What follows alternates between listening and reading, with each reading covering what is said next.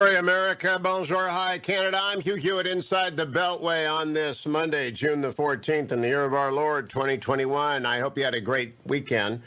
I flew out to California on Friday, returned yesterday, and the most eventful part was nobody got into a fight on the plane. That's happening with increasing regularity, most recently on a Delta flight Friday.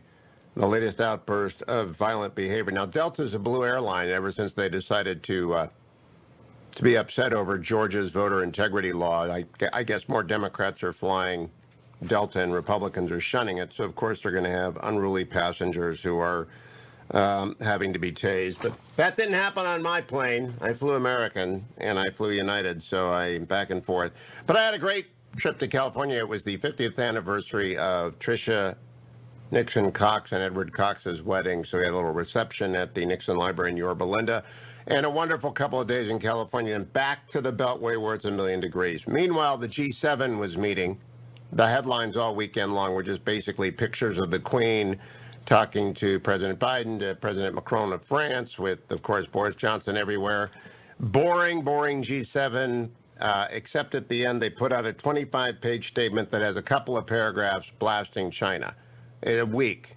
Merkel's not doing anything on her way out. She's done. It's her last G7. You never know whose G7. It's the last G7, but it was in beautiful Cornwall. So I think that was nice. The scenery was nice. The drama of the weekend was in Israel, where Benjamin Netanyahu is no longer the prime minister. Prime Minister Naftali Bennett was sworn in yesterday. His 8-party coalition won the vote of confidence 60-59. The former prime minister shook the hands of the new prime minister on his way out and then promised to begin opposing him in a series of parliamentary votes immediately. This coalition is very fragile, very narrow. Who knows how long it will last, but it's in power, and Bibi's streak is over at 12 years. Apple is said to have turned over data on Don McGahn's phone records. Don McGahn was President Trump's counsel to the president in 2017 and 2018. It was done in the Eastern District of Virginia, District Court in Virginia, and that's where Robert Mueller, and actually Mueller didn't do much at all, but Robert Mueller's crazy left-wing group of prosecutors who spent 3 years getting nothing done, that's where they were going to town. And so I assume Mueller was the one who issued these subpoenas, and they didn't get anything, but to issue subpoenas on the White House counsel, I just find it ironic that Apple turned those over, but they wouldn't turn over the terrorist cell phone in California a few years ago.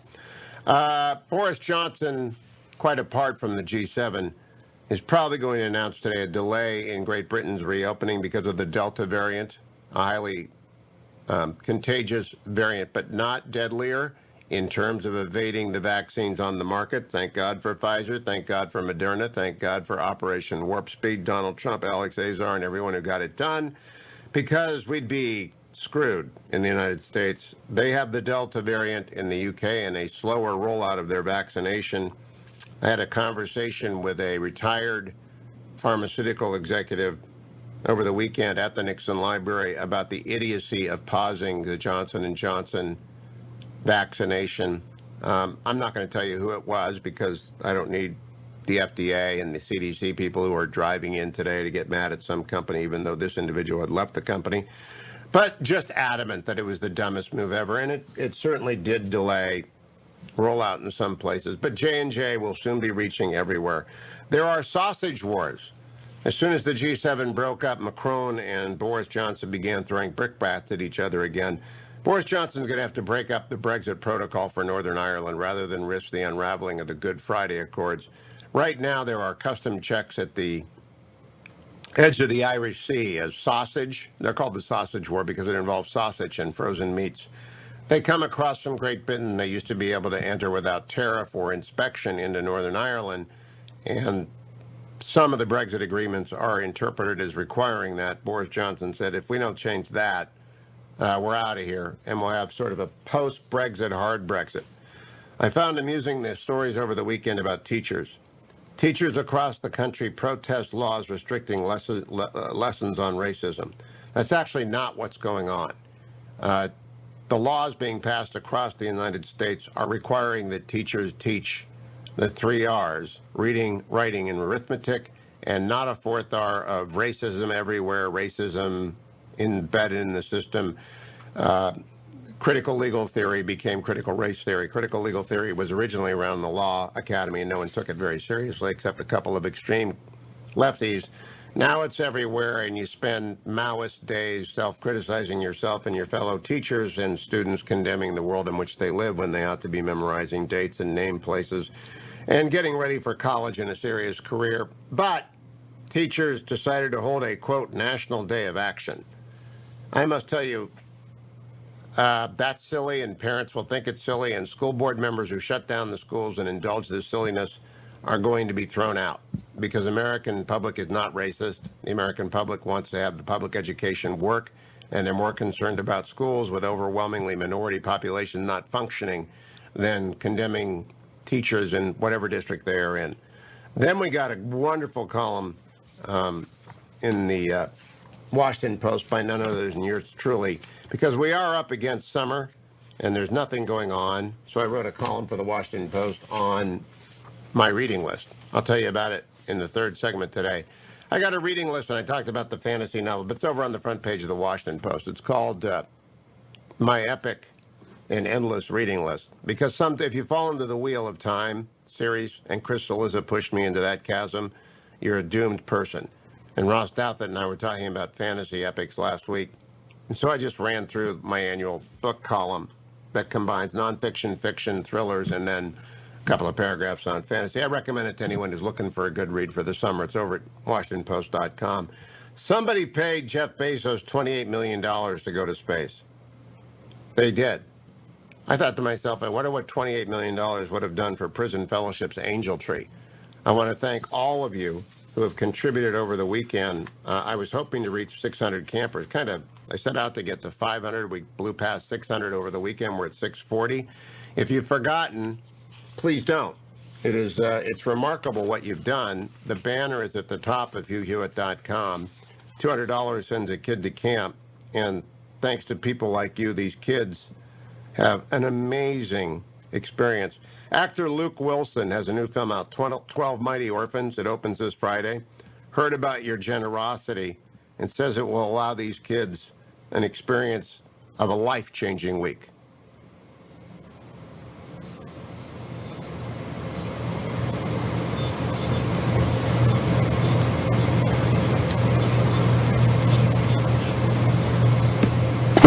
They have parents. The parents are in prison. Good for Luke Wilson, though. It is pretty impressive what you did. Thank you. I asked him to leave the banner up today, just in case you're that man or woman or teenager who intended to sponsor a kid for $200 or $20 or $2,000, and you didn't do it. If you're that person, I said, just leave it up. Just leave it one more day. I know. I'm betting that if you found 10 more kids, we can get Angel Tree to find 10 more bunks. Or they could sleep out. I'm kidding. No, they'll be in bunks. But back to that $28 million. So someone is spending $28 million. Now, Jeff Bezos is pretty interesting. Maybe they want to pitch him on a startup. It is a pretty good way to get to Bezos, right? You're going to be in a capsule.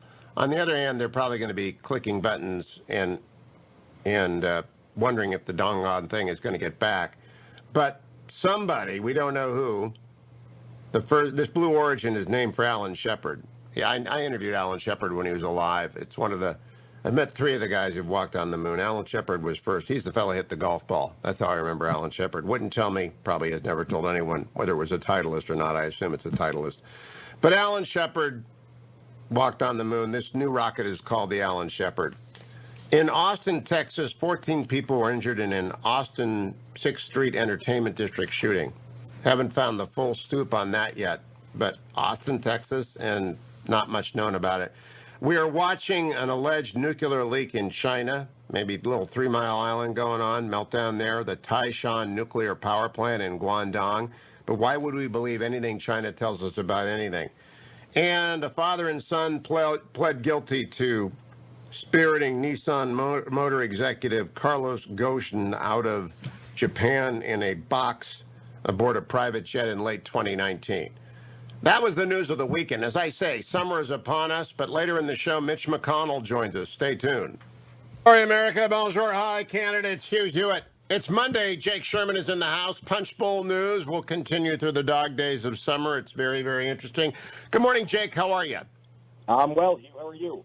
Good. I've got Leader McConnell on next hour, so I've got a couple of questions for him that will have to do with the stimulus, obviously. But I read Punch Bowl News this morning. It's good prep for my interview with the leader. It doesn't sound like the leader's very confident this Gang of 10 effort is going anywhere.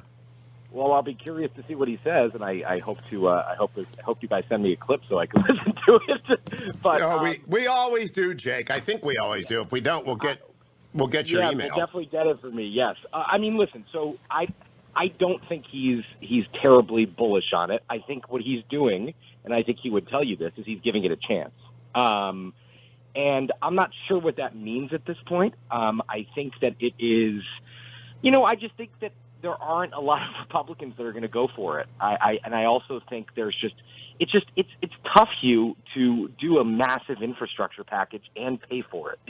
That's why it doesn't get done, and it hasn't gotten done. And McConnell often says, and you could ask him about this, when he was the Senate Majority Leader and John Boehner was the Speaker, no one had more incentive to do an infrastructure bill because of the crumbling bridge between Ohio and Kentucky. I can't remember what it's called, but and it didn't get done because it's very difficult to get money to pay for these things. So I would say that he's probably a little bit skeptical of the effort. Yeah, I don't anticipate. I have no idea what he's going to say, but we'll find out. Jake, I got a question for you about people like Leader McConnell. If a Democrat wants to put a news item in play on a weekday, they go on Morning Joe, because that's where Democrats go. And if they want to put a news item in play in the morning, they come on the Hugh Hewitt show. And they put a news item in play, and then we circulate it around to the Punch Bowl News and the Axioses and the Washington Post of the world, and they run with it to the Hill, et cetera. And there are a couple of follow-on stories. Where do they both go? That used to be that people would go on the Today Show. They don't go on the Today Show now. The Today Show doesn't do hard news. Where do they go? Where do they both go? I mean, I would say that, they still go to the Washington Post and the New York Times. A lot of people come to us. I would say those are the big things. I would say also probably Fox and Friends would, it does get attention. Here's what I would say, Hugh. It's all the same at this point. Media is flat, right? I mean, your audience and Morning Joe's audience are very unique in the sense that it's fervent believers on both sides. And I'd say a lot of Republicans watch Morning Joe as well. But that's a good question. I hadn't thought of it like that. Yeah, well, I got a lot of Democrats listening, too, because they just want to know what the news is, and they want to find out the guests of the day, or they listen to the podcast, which is the short version with the critical interviews. I just think it's unfortunate there isn't a cable network, and maybe News Nation 1 or whatever that new nations will become it, where, if you go to the far-right ones, you're not even going to find, they're just not going to have on legislative leaders who don't want to get branded the wrong way. Morning Joe is still has a pretense to being center left, even though it's pretty far left. It's just unfortunate there isn't a news station where people go anymore on the mornings. There is Axios, there is Punch Bowl News. The Post winds up about 11 o'clock, right? They get the morning news, but they don't report breaking news in the morning. Yeah, I think also it's a good point. And the Today Show, listen, you still get a good bump out of the Today Show, and CBS This Morning also does a good job in the mornings. And they get a lot of political guests because Shauna Thomas, who's their executive producer, is a long-time D.C. person. Yes, she is. She understands. She worked at NBC for a million years. I knew Shauna at NBC. She's terrific. But they still have to, because of what they are, they still have to bend towards news, books, entertainment, stories, movie releases. That's right. That's what they do. Right. And so we also were having a discussion because of the I spent a lot of time watching 1971, the Apple TV thing. In the last 50 years, since the Today Show with Hugh Downs and whoever was Hugh Downs' sidekick, Katie Couric kind of was a fair place you could go. But I really do think the center-right doesn't feel comfortable on the Today Show anymore. I just don't think they do it anymore. Also what I would say, and this is going to be a curveball, is CNBC. I think CNBC... Oh, no, you're right. 100% right. Yep, Morning Joe, not Morning Joe. Yeah, Squawk Box. Joe Kernan leans right. Andrew Ross Sorkin leans left. Becky Quick is a little bit pretty much down the middle, I would say. They get a lot of good political guests when they want to make news of the economy. No, that's very sharp, Jake. In fact, I would say that CNBC, I've said Maria Bartiromo is the new Sunday show. It's the one I can't miss anymore because she asks very smart questions from my perspective. In fact, what I had David Bossie on last week. Politico wrote it up, but it was much more interesting than what they wrote up. And David wants to fire the networks as I do from presidential debates. But Maria, I would let moderate a presidential debate. I don't know if the Democrats would let her moderate a presidential debate. But what do you think? Probably not. I would say probably not. I'm curious to see where the debates go in 2024 because if it's Trump, if he's the nominee, I have no idea whether it will be. I don't think he's incentivized to do those debates at all. Well, David Bossie heads the committee that has to make up the rules, and they have to be locked down by the end of 2022.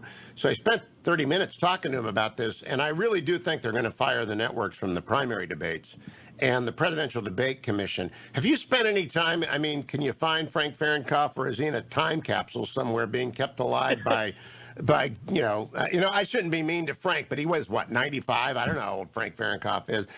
To find the Presidential Debate Commission, you basically need carbon dating. Yeah, it's not been updated for the real world times that we live in. But how do you do it otherwise? I mean, I'm sure you have ideas, but how do you get the Republicans and the Democrats happy at the same time in the general election? I don't know the answer to that.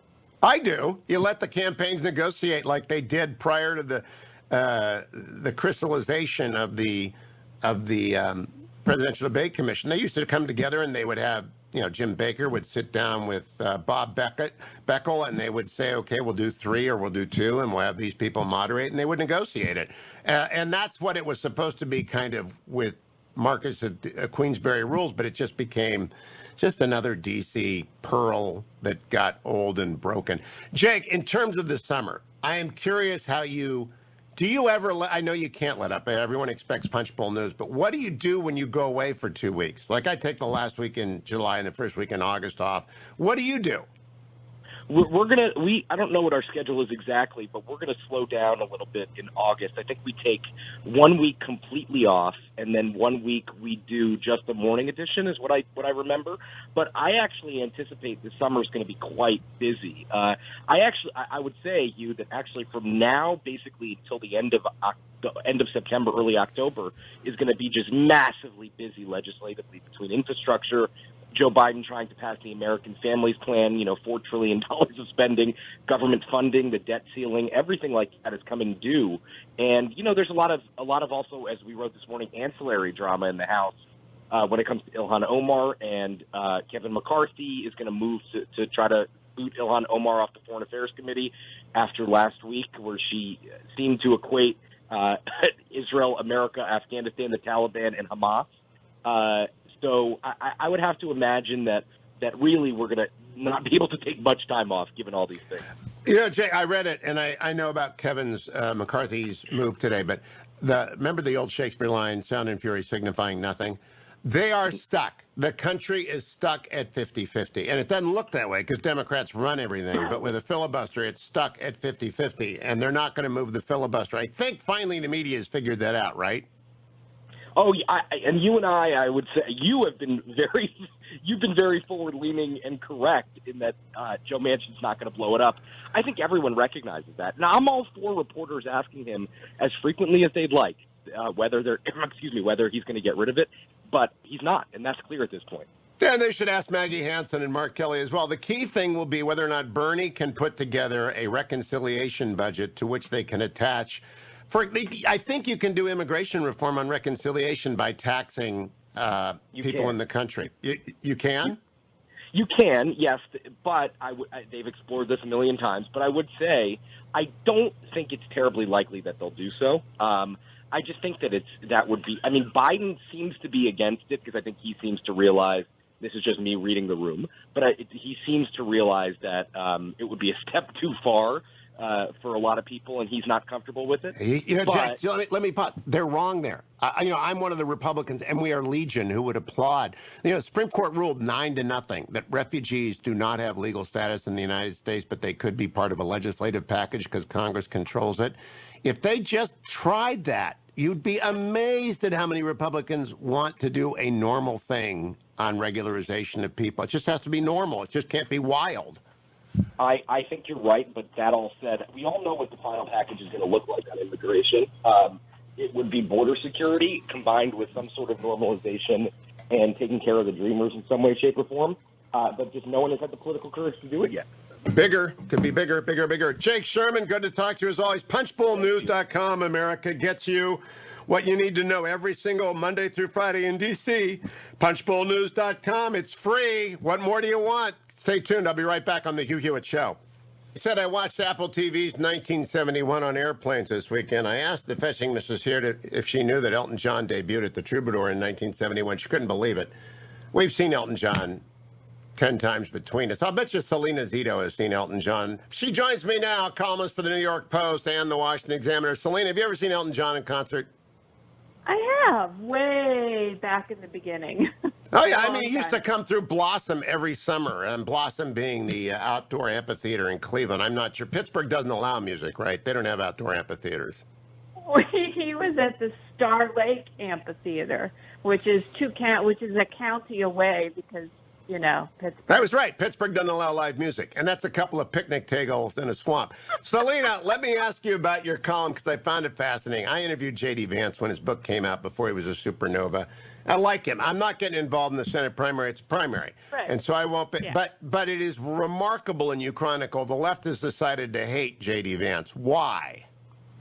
Right. So, yeah, this is not a story about his Senate race in as much as it's a story about it's an example of how much not only the left, but also my profession, the media, has gone from being incredibly curious about the white working class and what has happened, how did this despair happen, how did this lack of jobs, the opioids, everything that has gone on in the Appalachia and the Great Lakes Midwest, and to wanting to destroy the other half or make fun of the other half, depends on what day of the week it is or what hour of the day it is.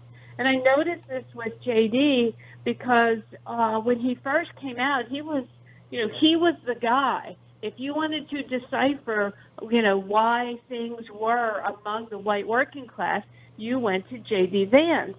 And I noticed on social media that he is now shunned by the left, the never Trump right, and or the media. They just want really nothing to do with him because, he's now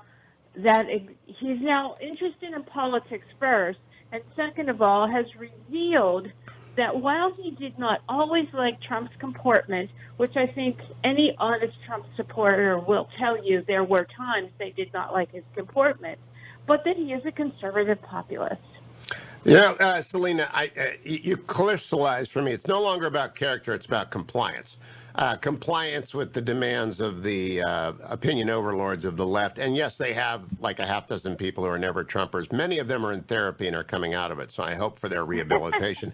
But JD is the same person he was in 2016, 5 years later. But now he is running for Senate. Now he has been supportive of Trump in some situations. He continues to say what the white working class had said for a long time, which is we got screwed by international globalization and we need an industrial policy. But JD is unfazed by this. And I just thought, though, you could go back and find all the people who loved him and then line them up with their Twitter feeds now. And it's a complete backflip. And it's because he said nice things about Trump. That's not really intellectually defensible, but it certainly is easy to prove. Yeah, absolutely. I mean, I did go back and look, and that's what prompted me to write this column. I'm like, wait a minute, how is this happening? And I also sort of found it fascinating that everyone who loved this book and put this book on the national, bestseller, New York Times bestseller, that the same movie with the same content, it was slammed last November when it came out right after the election, and it was slammed on content. Not on the directing, that was Ron Howard, did an incredible job. Not on the acting. Glenn Close was nominated for an Academy Award for her portrayal of Meemaw. It was on content. Nothing has changed on the content. Look, they do not want that story. They do not want that Tribune. I don't think they want J.D. Vance doing because he's young and would be Very authentic. You can't beat the Ohio State University after the Marines and then going on to Yale, then off to Silicon Valley, then back to Ohio with a hedge fund. If he wins the Senate race, it'll be a problem for Democrats for a long time. So he must be destroyed. Yeah, I was watching on social media yesterday saying, "Oh, he's not from there. He's not authentic, right? He's a venture capitalist." I'm like, he came from somewhere. How hard Middleton is Middleton. You know, that is so funny. JD has a lot more in common with you and with me than he does with the coastal elites. I mean, he's just a Middleton guy, and he's a steel worker with a screwed up family that Mima and Papa say. I went back and reread after I read your column in the New York Post. I went back and reread my interview with JD.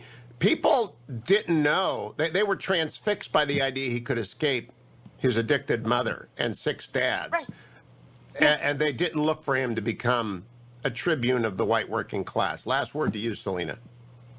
Well, it's so disappointing to find that there's no intellectual curiosity, because the problems that are going on, but also the changes that are going on, not just in the working class neighborhoods, but also in the suburban neighborhoods in these areas, have not changed, and neither have those sentiments. And the media, I think, is in the never Trump right, and the left is going to be blindsided as we lead up to 2022, because they failed to look down ballot and see what happened in this country despite President Trump losing. 100% agree. Salena Zito, the New York Post is where you'll find it, or everything she writes at salenazito.com. Stay tuned, America. Our weekly check-in with Jake Sherman. Leader McConnell is coming up. Jim Renacci. Lots more on this Monday edition of the Hugh Hewitt Show. Glory, America. Bonjour. Hi, Canada. It's Hugh Hewitt. Thank you for joining me. I'm inside the Beltway on this June 14th, joined by an old friend of the program and of mine. Jim Renacci was a member of Congress for 8 years in the great state of Ohio. I campaigned for him back in Akron when he was not yet elected, and he's been a friend since then. Good morning, Jim. Welcome to the Hugh Hewitt Show. Hello, Jim. Uh-oh, are you on mute, Jim? I am not. I'm here. Okay, well, good morning. How are you, friend? Good. Good morning. How are you? Good. Have you switched yet from the Steelers to the Browns as the sun goes down in Pittsburgh and rises in Cleveland? You know what? I haven't paid attention to the NFL ever since they started kneeling, so I guess I'm neither right now. I haven't watched a sporting event. I mean, I'm so tired of the kneeling for the national anthem that I'd rather. I do watch golf because at least nobody's kneeling there. Well, I'm telling you, that was, by the way, we had a good Warren, Ohio. Jason Kokrak won a couple of weeks ago. Good Warren JFK golfer, lives up in Cleveland now, so you've got someone to root for in the golf tournament. Jim, I know you're running for governor against Mike DeWine. I had Governor DeWine on 2 weeks ago, so I have you on today. I always do the equal time thing. I don't get involved in primaries, but I am mystified. Why are you doing this? Well, look, I told you back in, I think it was 2017, that Washington was broken. I was leaving Washington because I know the only way to fix our country is to fix our states. We have to have strong states. And in 2017, when I made that announcement, I was running against, at that time, candidate Mike DeWine. And candidate Mike DeWine, I didn't believe was a guy. 2.5 years, he's proven not to be the guy. Look at where our state is. I mean, our state continues to fall in so many areas. And, you know, we can blame COVID-19, but even prior to COVID-19, Ohio was in a tailspin downward. We lost jobs in 2019 while Governor DeWine was running the state, and other states were just booming around us. So, look, I think that the governor handled the COVID crisis in a terrible way. He put fear in people's minds. He shut down businesses. 40% of bars and restaurants will never come back. And this is about Jim Renacci's state. This is about your state. This is about Ohio. This is not about the governor, and this is not about me personally, but this is about changing our state. We have the University of Akron who said we're falling behind and we continue to lose our place in the U.S. economy. That's a study done by the University of Akron. And the only thing Governor DeWine has done is gotten on TV day after day and talked about COVID. Yes, it was an issue, but we have economic issues. We have unemployment systems failing around him. We're ranking between 40th and 50th in most areas with the state. And I think it's just time we look at somebody who's got a different vision, a different philosophy, and really wants to move the state back to where it was 38 years ago when I first came here, when Ohio was a powerhouse. Now, Jim, I keep in touch with the state because my brother lives there, my sister-in-law, my nephews and nieces are there. I've got them all over the state. My high school buddies are still in Warren. Some of them live in Columbus and Cincinnati. I read the Inquirer, the Dispatch, the Cleveland Plain Dealer. Of course, I'm embedded virtually with the Cavaliers, the Browns, and the Indians. So I know Ohio. I got Ohio in my blood. If I could persuade the fetching Mrs. Hewitt, I'd live on Lake Erie over at Put-in Bay. And I honestly, Ohio's unemployment 4.7%.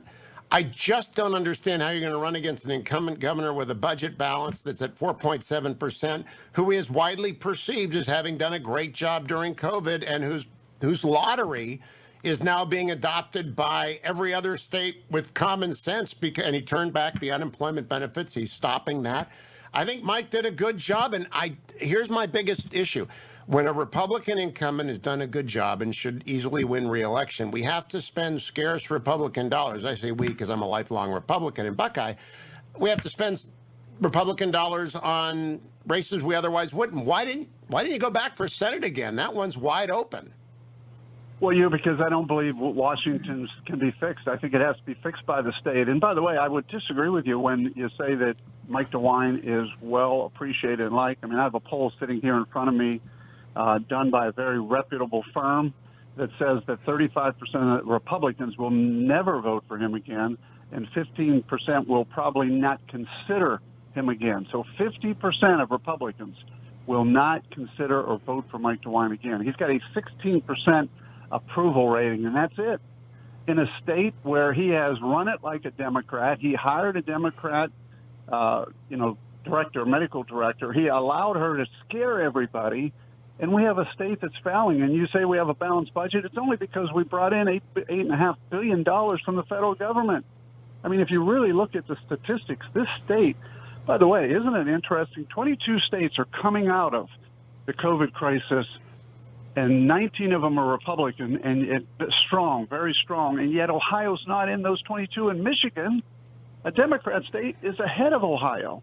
So Ohio is clearly falling behind. If you were living here and looking around, and even if you were Put-in Bay, those people are so mad at him because he shut them down, or places all around the state.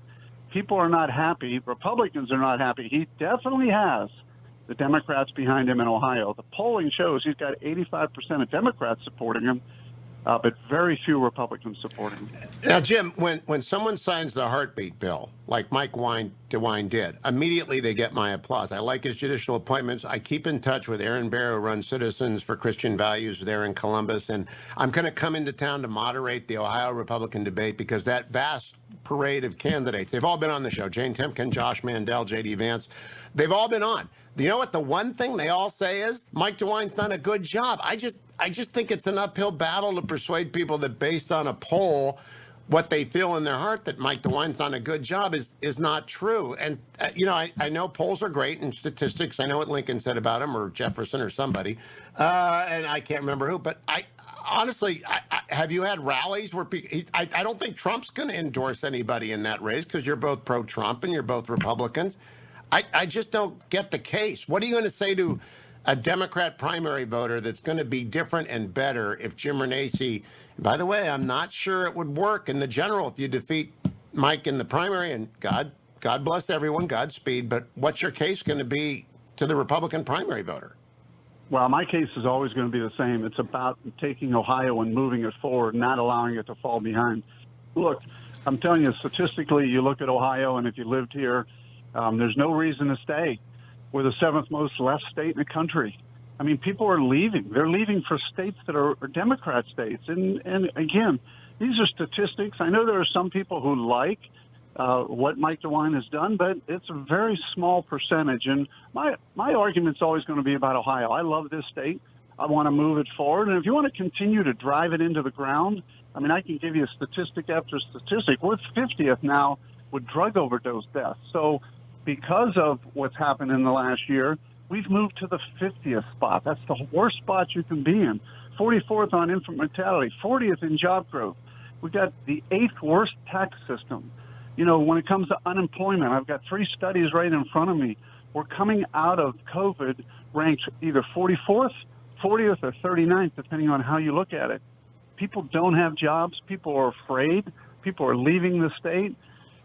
I don't know. I mean, again, when I travel the state, I hear the exact same thing. And it's among Republicans, I agree. Democrats do love Mike DeWine. Republicans do not like Mike DeWine. And by the way, on the Senate candidates, there's only one person that's really applauding what Mike DeWine's done, and that's Jane Timken. And I doubt she can survive keeping that attitude. Everybody else, including Josh Mandel, is slamming Mike DeWine over here. So I think most people in the Republican primary realize that Mike DeWine has to be, you have to distance yourself from him in the Senate primary, and most people are doing that. Jim, have any of your former colleagues in Congress endorsed you? No, not at this stage. But again, I wouldn't expect that. One thing I've learned about politics is people are afraid. They don't want to do the right thing. People say, well, he's a Republican. Maybe we should keep him because he's a Republican. No, I don't care whether he's a Republican or Democrat. I look at where the state's going, and I can tell you quietly they support me, but they'll never come out publicly. Nobody likes to take on a sitting governor. Nobody likes to take on a sitting U.S. senator that's been around for 45 years. Nobody likes to take on a sitting Democrat congressman who's been around and endorsed by Obama or another Democrat incumbent. Look, I don't care whether they're incumbents. I care what they're doing. And if Americans and your listeners thought the same way, we could fix this state. It's not. Jim, I got to get one more question. Keep coming back. We've got a large Ohio delegation. I know them all. Steve Stivers isn't running for re-election. There's no reason he has to worry about anything. Not one member of the Ohio Republican delegation with whom you served for 8 years is willing to stand up and say, I picked Jim Renacci. Doesn't that telegraph that this is really kind of a pain in the neck for them? Well, I think, as I said all along, I understand politics. I've been there. I was in there for 8 years. Most people would rather sit on the sidelines. I didn't. Remember when Donald Trump in 2016 was running for president? Not one Republican in Ohio would endorse him. Zero. Guess who did? I did. I was the only one. I don't think Trump's going to endorse in this election, but I'm not asking for Trump's endorsement. You're not expecting to get that either? Well, look, right now, I think the president is friendly. I do know he understands what's going on. The president's going to do what he feels best, and hopefully he comes around. I have his... Welcome back, America. It's Hugh Hewitt. Joined now by an old friend of the show, Senate Leader of the GOP, Mitch McConnell. Leader McConnell, welcome back. Good to have you again. Hey, Hugh, glad to be with you. Now, most Americans, and certainly Kentucky's senior senator, are familiar with pre-race odds at the Kentucky Derby. This year they were from 9-2 up to 49-1. Where would you put the odds in that context for the $974 billion hard infrastructure proposal from the Gang of 10? Well, maybe 50-50. Look, both sides would like to get an infrastructure bill. Here are the red lines on our side. We're not going to reopen the 2017 tax bill. It was the major factor in bringing us the best economy in 50 years as of February 2020 before the pandemic hit. And we want it to be paid for. And the gas tax produces a certain amount of money every year. That's declined some because of fuel efficiency and electric cars. To the extent that we want to go above that, it needs to be credibly paid for. And our suggestion is it just flooded the country with an enormous amount of money. States and localities are literally awash in extra money. A lot of that is still in the pipeline. Why don't we repurpose that, earmark it for infrastructure, which most localities would prefer to spend it on anyway. And that would be a good way to get a pretty robust infrastructure bill on a bipartisan basis without raising taxes. But any tax raise means red line means no 60 votes. Well, they're going to try, yeah. I mean, if they want it to be bipartisan, it'll have to be done with 60 votes. And, every single Republican voted for the 2017 tax bill. We think it clearly produced the best economy in 50 years. We don't want to break what doesn't need fixing. And so raising the taxes, revisiting the 30-year comprehensive tax bill is not a good way to go forward. So if I was laying down a line based on that, Leader, I think it would be like 9-2 or perhaps 20-1. Doesn't sound good. Let me ask you about what's going on in Geneva. The JCPOA is trying to be resurrected. Last time it was approved on a handshake deal and some crazy upside down vote. Should it be submitted as a treaty to the United States consistent with the Constitution if they are once again dealing with the mullahs? Well, look, if it had been done by treaty initially, it wouldn't have been subject to being walked away from by the previous administration. Now, I think the previous administration did the right thing in ending the JCPOA because it was ineffective. It allowed the Iranians to get an enormous amount of cash. It did not require them to restrict all of their collateral activities, for example, supplying all the weapons to Hamas and Hezbollah and being the principal troublemaker throughout the Middle East. If you want to have a binding agreement with a foreign country according to the Constitution, the way you do that is you have to get the treaty ratified. So that's why it didn't stand up. It's because the new administration came in and decided it wasn't a good deal, and frankly, they were correct. And I worry about this renewed flirtation with the Iranians, that this administration will make some kind of feckless unilateral agreement again. I also worry, Leader, about my tax returns. And I see this morning you are endorsing the probe of the leak of the very wealthy, the super wealthy. But the IRS under President Obama abused the rights of Americans with the Patriot Group name in their title. Now it looks like the IRS is doing the same thing. This is illegal. It's criminal. Is the Senate going to get into it? Well, I have the feeling the Senate majority may not have much interest in it, but certainly we do. And you're right; it's a deja vu all over again, as Yogi Berra would say. Back when Obama was president, the IRS was harassing Tea Party groups. Now they're breaking the law. Look, either the IRS leaked this or there was a hack. And my guess is the IRS, somebody at the IRS leaked this in order to affect the tax debate and remind people that there are some very wealthy Americans. There are some very wealthy Americans. But it's important to remember we don't tax wealth, we tax income. Income is what we tax. But in any event, that's not the point. Our tax returns are by law confidential because of just this kind of shenanigans. These people whoever did this ought to be hunted down and thrown into jail. I agree with you, Mr. Leader. Now, this takes a little bit of a long intro for the audience, Senator, but I want to make it. We are waiting later today for the Supreme Court. They might rule in Cedar Point Nursery, which is about uncompensated takings. I'm hoping they rule today in Fulton versus City of Philadelphia, which is a religious freedom case. Next year, they're going to decide the New York State Rifle and Pistol Association versus Corlett. That's a Second Amendment case. Dobbs v. Jackson Women's Health Organization, which is an abortion case, possibly the Harvard's admission case, which I hope they take. All of these cases, those five, and there are many others, I'm looking forward to. We need clarity and we've needed clarity forever on long, unsettled areas of constitutional law. It's been 5 years since the terrible day, February 13th, that Justice Scalia died. But on the same day, you took the most significant decision in con law since Brown v. Board, which is a good decision, and Roe v. Wade, which was an awful decision, when you said the American people should have a voice in the selection of their next Supreme Court. Therefore, this vacancy should not be filled until we have a new president. Had you not done so, it's my view that President Trump would not have been elected, and we wouldn't have Justices Gorsuch, Kavanaugh, and Barrett. Now, you occasionally get heat from the right among the more populist people and some of the folks in my business.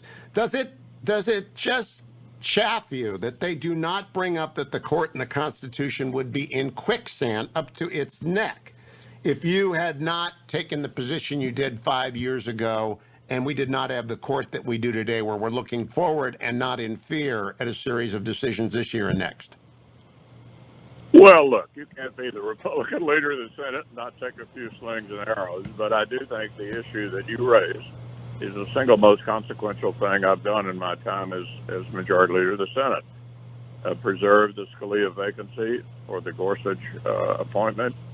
The Brett Kavanaugh appointment was certainly challenging and controversial, and of course we had very little time left when Justice Ginsburg passed away, and that took a good deal of priority and I think skill to get Amy Coney Barrett through, and I think we'll find out what a difference it makes for the American people to have Supreme Court justices, and for that matter, 54 new circuit judges who believe in the quaint notion that maybe a job to judge is to actually follow the law. The Sixth Circuit, Judge Thapar, one of your friends, and I believe you sponsored his nominee, they came down with a great decision on the unconstitutionality of race-based punishments or benefits. And that's a Sixth Circuit decision. I don't know if the court will take that up, but you're right. We're getting great decisions from the circuit. We're also now about to get nominees from Joe Biden. And that's fine. That's what presidents do. They nominate. Do you expect Senator Manchin to be with the Republicans on the nominees who might be more radical than is outside the norm? I mean, we had some pretty conservative originalists. I don't mind them having some pretty liberal living Constitution enthusiasts, but there are some radicals out there that I just don't think have the temperament for the bench. Do you think Senator Manchin would join, or Senator Sinema for that matter?